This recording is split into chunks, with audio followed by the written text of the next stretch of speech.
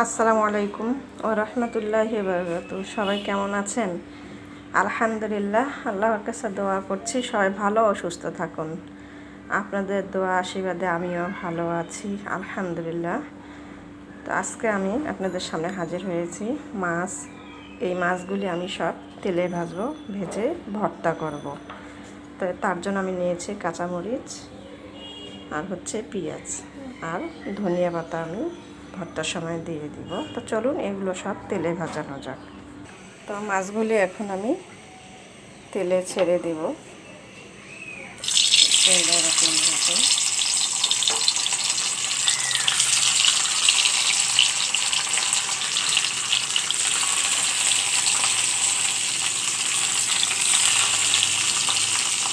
সবকটি মাছ এগুলো তেলে ভেজে আমি তারপরে ভর্তা করব।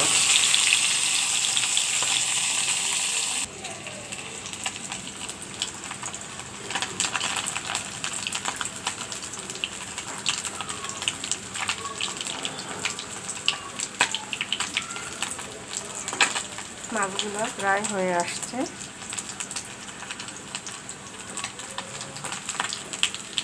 দেখুন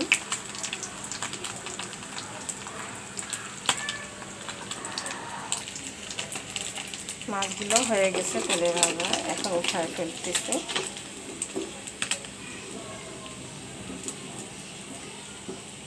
দেখুন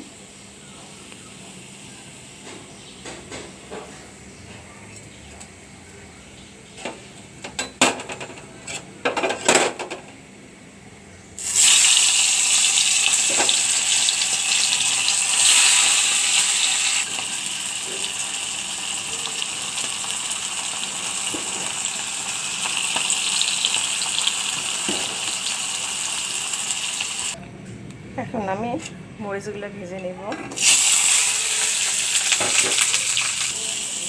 পেঁয়াজ মরিচগুলি ভেজে নিচ্ছি।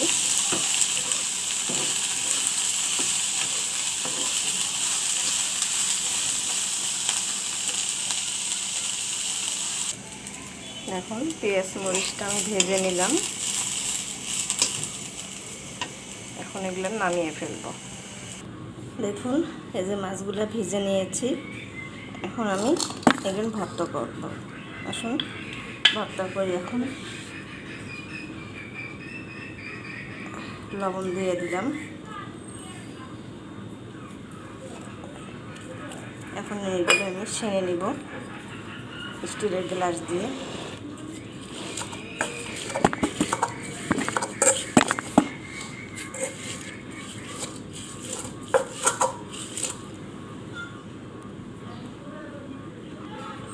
দেখুন আমি পেঁয়াজ মরিচটা নিয়ে নিয়েছি সেনে। এখন আমি দেব এর মধ্যে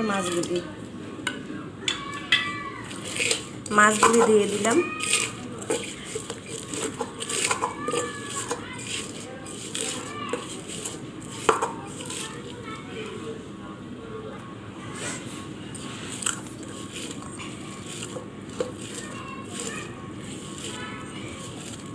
এবার আমি এখানে ধনিয়া পাতাগুলি দিয়ে দিচ্ছি। আপনারাও এইভাবে মাছ তেলে ভেজে এইভাবে খাবেন। হাতের ভর্তার মতো মজা হয় না। শিলপাটায় আমি বাটি নিই, কারণ শিলপাটার ভর্তাটা আমার কাছে একটু কম পছন্দ হয়। এইভাবে হাতে ভর্তা করলে সেই মাছ ভর্তাটা অনেক টেস্টি হয়, খেতে মজাই লাগে। দেখুন ভর্তাটা হয়ে গেছে। মাছ ভর্তাটা খেতে অনেক মজা হয়েছে, এটা বলে বোঝাতে পারবো না। এখন আমি এখানে একটু কাঁচা সরিষার তেল দিয়ে দিচ্ছি।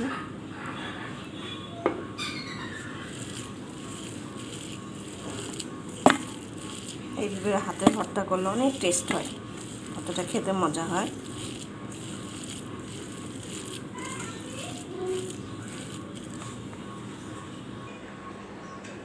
মাছ ভর্তাটা হয়ে গেছে। এইভাবে বাসায় বানিয়ে খেয়ে দেখুন। হাতে বানানো মাছ ভর্তা অনেক টেস্ট লাগে খেতে। পাটায় না ভর্তা করলে হাতে ভর্তা করবেন, ভালোই লাগবে আশা করছি। তো সবাই ভালো থাকুন ও সুস্থ থাকুন, এই দোয়া কামনা করে রেখে দিচ্ছি। আসসালামু আলাইকুম ওয়া রাহমাতুল্লাহি ওয়া বারাকাতুহু।